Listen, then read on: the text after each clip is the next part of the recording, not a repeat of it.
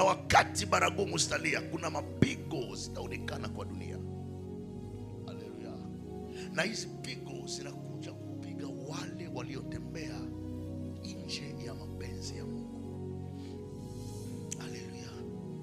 Nje ya mapenzi ya Mungu kuna lawama, nje ya mapenzi ya Mungu kuna shida, nje ya mapenzi ya Mungu kuna kifo.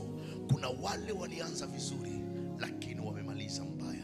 Kuna wale walianza kwa roho wamemaliza kwa mwili.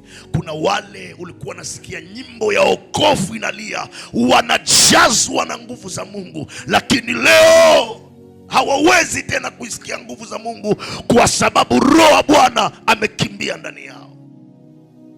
Kuna wale walikuwa naisikia nguvu zinatembea, hata iko katika barabarani akisikia nyimbo za tenzi anasikia roho anamshika, lakini leo amebakia uwazi bila nguvu za Bwana. Nguvu za Bwana zimeenda wapi? Kanisani. Kwenye kuko nguvu za Mungu miujiza inatembea. Kwenye kuko nguvu za Mungu neema inaonekana. Kwenye kuko nguvu za Mungu hata wokovu inaonekana.